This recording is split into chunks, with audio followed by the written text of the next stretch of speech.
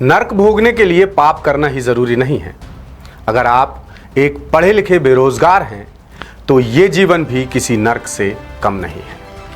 ये हिंदी का एक मशहूर कथन है जो फिलहाल मध्य प्रदेश के हजारों युवाओं की हालत को बयां कर रहा है और बखूबी बयां कर रहा है।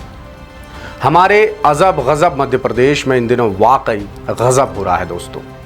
एक तरफ तमाम पात्रता और योग्यता हासिल करने के बावजूद युवाओं को नौकरी नहीं मिल रही है, दूसरी तरफ जिन्हें नई नई नौकरी मिली है वो 70, 80 या 90% नहीं बल्कि 100% सैलरी की मांग लेकर सरकार के खिलाफ मोर्चा खोल रहे हैं। युवाओं और छात्रों की किस्मत के फैसले हाई कोर्ट या सुप्रीम कोर्ट में हो रहे हैं। सरकारी भर्तियों और परीक्षाओं पर लगातार सवाल पर सवाल उठ रहे हैं। कुल मिलाकर भर्तियों और रोजगार के मसले पर प्रदेश में जमकर हंगामा बरपा हुआ है। सवाल उठ रहे हैं कि आखिर इस हंगामे की वजह क्या है। कहीं सरकार की नीति और नीयत तो इस हंगामे के लिए जिम्मेदार नहीं है, कहीं सरकार की नीति और नीयत में तो खोट नहीं है, क्योंकि 10 सूत्र लगातार इस मसले को आपके सामने ला रहा है। हम लगातार पड़ताल कर रहे हैं और हमारी पड़ताल में साफ तौर पर पता चला है कि सरकारी विभागों में हजारों पद खाली हैं और हजारों पद खाली होने के बावजूद ना जाने क्यों सरकार भर्तियां नहीं कर रही है। कोई ना कोई गफलत, कोई ना कोई समस्या, कोई ना कोई दिक्कत सामने आ रही है और इसी वजह से सूबे के हजारों शिक्षित बेरोजगार युवा बिना कोई पाप किए ही जीते जी नर्क की यातना भोगने को मजबूर है। अब ताजा मामला ही ले लीजिए जो 2023 की मध्य प्रदेश शिक्षक भर्ती और EWS आरक्षण से जुड़ा है। चयन और पात्रता परीक्षा पास करने के बावजूद नियुक्ति की आस लगाए बैठे उच्च माध्यमिक शिक्षकों को अभी और इंतजार करना पड़ेगा। ये नया अपडेट है। क्यों इंतजार करना पड़ेगा वो भी आपको बताऊंगा। इस बार भी चूक हुई है सरकारी सिस्टम से, लेकिन हर बार की तरह खामियाजा कौन भुगतेगा? बेचारे वेटिंग शिक्षक ही खामियाजा भुगतेंगे। दरअसल 2023 में स्कूल शिक्षा और जनजातीय कार्य विभाग ने 8,720 पदों पर उच्च माध्यमिक शिक्षक भर्ती प्रक्रिया शुरू की थी। लेकिन हुआ क्या? हुआ ये कि जनजातीय कार्य विभाग ने आरक्षण रोस्टर का पालन ही नहीं किया। जनजातीय कार्य विभाग आरक्षण रोस्टर का पालन करने में चूक कर गया। EWS के लिए 10% आरक्षण नहीं देने की वजह से इस कैटेगरी में जो भी अभ्यर्थी आ गए वो चयन से बाहर कर दिए गए। रोस्टर में EWS आरक्षण की अनदेखी का पता लगने पर अभ्यर्थियों ने कोर्ट की शरण ले ली है और अब हाई कोर्ट में इन तमाम याचिकाओं पर एक साथ सुनवाई होगी। ऐसे में सुनवाई पूरी होने तक तो इस कैटेगरी में जो भी अभ्यर्थी शामिल हैं उनकी नियुक्ति लंबे वक्त के लिए अटक गई। क्यों? क्योंकि हाई कोर्ट में सुनवाई होगी, सुनवाई के बाद कुछ ना कुछ आदेश आएंगे, सरकार फिर कोई ना कोई ड्रामा रचेगी, कोई ना कोई नया पैंच फंसाएगी, विभाग अपना अलग खेल खेलेंगे। यानी पहले कई साल तक पात्रता परीक्षा और चयन परीक्षा का इंतजार करने वाले, 2 परीक्षाएं पास करने वाले अभ्यर्थी अभी भी वेटिंग शिक्षक ही बने रहेंगे। गजब की विडंबना है। प्रदेश में शिक्षक भर्ती बीते 1 दशक से मजाक बनकर रह गई है दोस्तों। वैसे तो लगभग सभी विभागों की भर्ती प्रक्रिया खामियों को लेकर कटघरे में रही है, लेकिन शिक्षक भर्ती शुरुआत से लेकर नियुक्ति के आदेश जारी होने तक विवादों से घिरी हुई है। अब ऐसा क्या है कि हर बार स्कूली शिक्षकों की नियुक्ति में कोई ना कोई कमी सामने आ रही है? सरकार लगातार बदनाम हो रही है, इसके बावजूद सरकारी सिस्टम सरकार का रवैया सुधरने का नाम ही नहीं ले रहा है। मैं आपसे आज इस मुद्दे पर ढेर सारी बात करूंगा, लेकिन उसके पहले मैं आपको EWS आरक्षण से जुड़ी कुछ महत्वपूर्ण बातें बताता हूं। EWS आरक्षण से जुड़ी जितनी भी याचिकाएं लगाई गई हैं, जनजातीय कार्य विभाग के लिए जो शिक्षक भर्ती हो रही है उसमें क्या रोड़ा अटका हुआ है, याचिकाएं क्यों लगाई गई हैं, ये तमाम बातें मैं आपको बताऊंगा। दरअसल प्रदेश में साल 2018 तक EWS आरक्षण अस्तित्व में नहीं था। केंद्र सरकार के संशोधन के बाद इसे देश भर में लागू कर दिया गया। इस वजह से अब सभी भर्तियों में आरक्षण रोस्टर में EWS के लिए भी 10% पद रखे जाते हैं, रिजर्व रखे जाते हैं। 2023 में मध्य प्रदेश में स्कूल शिक्षा विभाग ने 7,591 और जनजातीय कार्य विभाग ने 1,129 पदों पर उच्च शिक्षकों की भर्ती का विज्ञापन निकाला।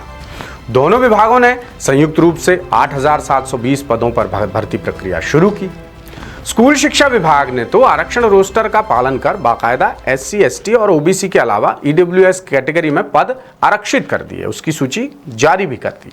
लेकिन जनजातीय कार्य विभाग गहरी नींद में सोया रहा, उससे चूक हो गई और वो EWS आरक्षण की जानकारी विज्ञापन में देना भूल गया, या यूं कहें जानबूझकर भुला दिया गया।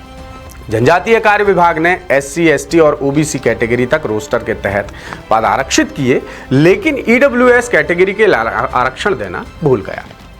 जब कुल 1129 पदों में से 10% यानी करीब 113 पद आरक्षित किए जाने थे, लेकिन ऐसा न होने से भर्ती के लिए जारी चयन और प्रतीक्षा सूची से कई पात्र अभ्यर्थी बाहर हो गए बेवजह। इसमें उनकी कोई गलती नहीं थी। उच्च माध्यमिक शिक्षक भर्ती के दौरान जनजातीय कार्य विभाग की इस चूक की वजह से नियुक्ति से वंचित रहे कई अभ्यर्थियों ने बीते दिनों लगातार न्यायालय की शरण ली है। प्रदेश में ऐसे अभ्यर्थियों की याचिकाओं को देखते हुए अब हाईकोर्ट ने तय किया है कि संयुक्त सुनवाई की जाएगी। सभी याचिकाओं की एक साथ हाईकोर्ट सुनवाई करेगा। हाईकोर्ट ने इन याचिकाओं पर जनजातीय कार्य विभाग से अधिकारियों को 1 हफ्ते में जवाब के साथ कोर्ट में हाजिर होने का भी आदेश दिया है। चलिए, कोर्ट अपना काम कर रहा है, लेकिन क्या वाकई ये अधिकारी जवाब के साथ हाजिर होंगे? लगता है आपको? आप खुद आवाज उठा रहे हैं, आप खुद देख रहे होंगे कि सरकारी सिस्टम का क्या रवैया हो चुका है। बहरहाल इन याचिकाओं पर अब इसी महीने यानी 30 अगस्त को अगली सुनवाई होना है। यानी जब तक याचिकाओं का समाधान नहीं हो जाता तब तक जनजातीय कार्य विभाग की उच्च माध्यमिक शिक्षक भर्ती का मामला तो अटका ही रहेगा। अब जो अभ्यर्थी अपनी योग्यता साबित करने के बाद साल भर से नियुक्ति पत्र मिलने की आस लगाए बैठे हैं, वो क्या करेंगे बेचारे? इंतजार करेंगे। अब उनके पास कोई विकल्प ही नहीं बचा। अब जब आरक्षण रोस्टर का निर्धारण तय है, फिर भी भर्ती प्रक्रिया में इसकी अनदेखी क्यों की गई, ये भी एक बड़ा सवाल है। इसके अलावा सरकार आखिर कब तक ऐसे लापरवाह अफसरों पर रहमोकरम करती रहेगी, ये भी एक बड़ा सवाल है।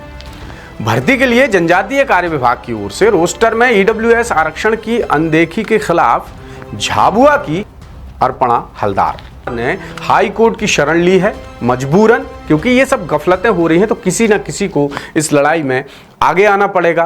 कोर्ट तक मामले लगातार जा रहे हैं, लगातार युवा कोर्ट में मामले पहुंचा रहे हैं। उन्हीं में से एक हैं अर्पणा हलदार, झाबुआ की हैं, जिन्होंने हाई कोर्ट में EWS आरक्षण को लेकर के याचिका लगाई है। अर्पणा ने याचिका के जरिए हाई कोर्ट में अपना पक्ष रखा है।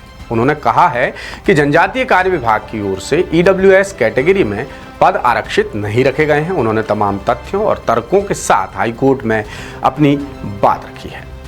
भर्ती प्रक्रिया की जो वेटिंग लिस्ट है उसमें अर्पणा का 4था नंबर है। अब 16 विषयों के लिए उच्च माध्यमिक शिक्षकों की भर्ती प्रक्रिया में वो जिस कैटेगरी से अभ्यर्थी हैं, उस कैटेगरी में 12 पद आरक्षित किए जाने थे नियमानुसार। यदि ऐसा होता तो अर्पणा वेटिंग लिस्ट में नहीं बल्कि सिलेक्शन लिस्ट में होती, यानी प्रतीक्षा सूची में नहीं बल्कि चयन सूची में होती। उनका नुकसान हुआ जनजातीय कार्य विभाग की गलती की वजह से, और अर्पणा जैसे ऐसे कई उम्मीदवार हैं, सैकड़ों उम्मीदवार हैं जो बेवजह परेशान हो रहे हैं।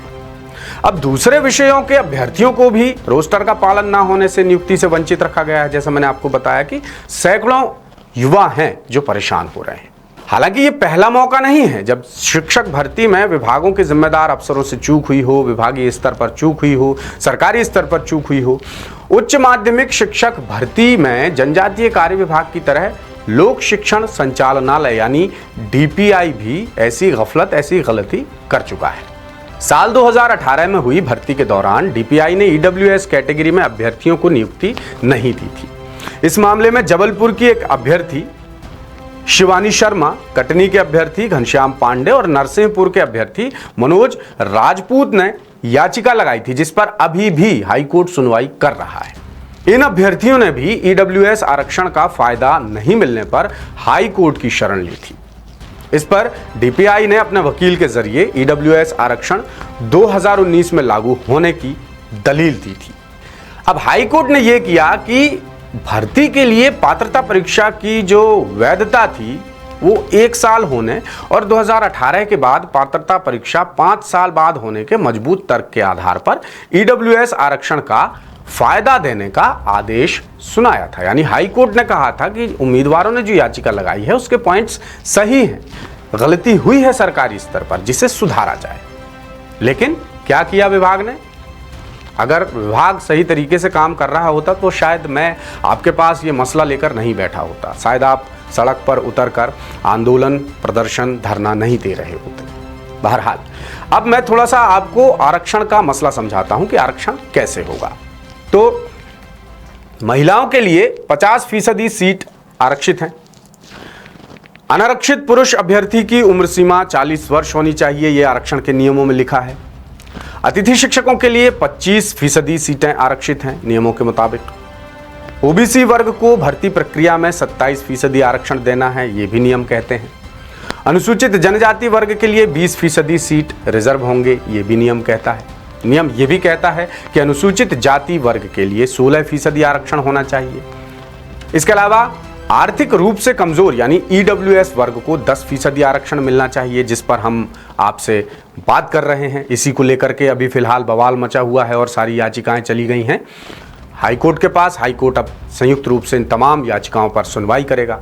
कुल मिलाकर एक के बाद एक लगातार मध्य प्रदेश में भर्ती परीक्षाओं में, प्रतियोगी परीक्षाओं में गफलतों का दौर जारी है। लगातार हाई कोर्ट और सुप्रीम कोर्ट को हस्तक्षेप करना पड़ रहा है, सरकार को फटकार लगानी पड़ रही है, लेकिन ना जाने क्यों सरकार का बेरहम कलेजा पसीज नहीं रहा है। बेरोजगार हैं युवा, पढ़े लिखे हैं, उनकी कोई गलती नहीं है, बाकायदा परीक्षा पास की है, चयन परीक्षा दी, पात्रता परीक्षा दी, इसके बावजूद बेरोजगार होने का दंश उन्हें भोगना पड़ रहा है। यानी जीते जी उन्हें नर्क की यातना ये सरकारी सिस्टम, ये सरकार भोगने पर मजबूर कर रही है। तो लगातार द सूत्र आपकी इन समस्याओं को अपने तमाम डिजिटल प्लेटफॉर्म्स पर उजागर करता रहेगा। हम आपके साथ हैं, हम आपकी आवाज़ हैं और आप अपने कमेंट्स भी हम तक पहुंचाते रहिए। आप किस तरह की खबरें देखना चाहते हैं, आपको क्या चाहिए, ये आप हमारे तमाम डिजिटल प्लेटफॉर्म्स के एड्रेस हैं। हम यूट्यूब, फेसबुक, ट्विटर और हमारी वेबसाइट www.daसूत्र.com पर आप कमेंट लिख सकते हैं, अपनी समस्या बता सकते हैं। ये रिपोर्ट मैंने आप तक भोपाल से हमारे विशेष संवाददाता संजय शर्मा के जरिए पहुंचाई है। ऐसे ही और भी अपडेट्स के लिए बने रहिए द सूत्र के साथ और हमारी वेबसाइट www.daसूत्र.com विजिट करना बिल्कुल मत भूलिए। और हाँ, अगर आपके गांव, कस्बे या शहर में भी ऐसी कोई समस्या है जिसका निराकरण बार बार आवेदन, निवेदन और शिकायतें करने के बावजूद नहीं हो रहा है, तो आप द सूत्र को बेझिझक बता सकते हैं। द सूत्र की सीएम हेल्पलाइन यानी कॉमन मैन हेल्पलाइन हम आपके लिए ही लेकर आते हैं, आप बेझिझक बता सकते हैं। अगले शनिवार फिर किसी नए मुद्दे के साथ आपसे करूंगा मुलाकात। तब तक मैं रामकृष्ण गौतम आपसे लेता हूं विदा। नमस्कार, शुभ रात्रि।